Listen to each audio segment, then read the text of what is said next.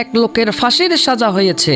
সরকারের অনুমতিপ্রাপ্ত কয়েকজন ডাক্তার সেই লোকটিকে বলল, ভাই, আমরা একটা এক্সপেরিমেন্ট করতে চাই। তোমাকে ফাঁসি দেওয়া হলে তোমার মৃত্যু অত্যন্ত যন্ত্রদায়ক হবে, আর আমরা চাচ্ছি তোমাকে একটা সাপ দিয়ে সবল দেওয়াবো। এতে 1 সেকেন্ডে তোমার মৃত্যু হবে, পিঁপড়া কাটার মতো সামান্য কষ্ট হবে। এখন তুমি কি বলো? তখন সেই ফাঁসির আসামি বলল, মরতে তো হবেই, তাহলে এক্সপেরিমেন্ট করেই মরি। তখন সেই ফাঁসির আসামিকে একটি চেয়ারে বসানো হলো এবং তার সামনে এক লোক একটি সাপ নিয়ে দাঁড়িয়ে আছে। এমন সময় সেই আসামির চোখ কালো কাপড় দিয়ে বেঁধে বলা হলো, এখনই তোমাকে সাপ সবল দিবে, তুমি কি রেডি? তখন সেই আসামির মস্তিষ্ক ভেবে নিয়েছে এখনই তাকে সাপে কামড় দিবে, নির্ঘাত তার মৃত্যু হবে, এটাই তার জীবনের শেষ মুহূর্ত। এমন তো অবস্থায় সেই সাপটিকে সরিয়ে সেই আসামির হাতে চিকন একটা সুই দিয়ে খোঁচা দেওয়া হলো। মনের ভয়ের কারণে সাথে সাথে সেই আসামিটি মৃত্যুবরণ করলো, কোনো সাপের কামড় ছাড়াই।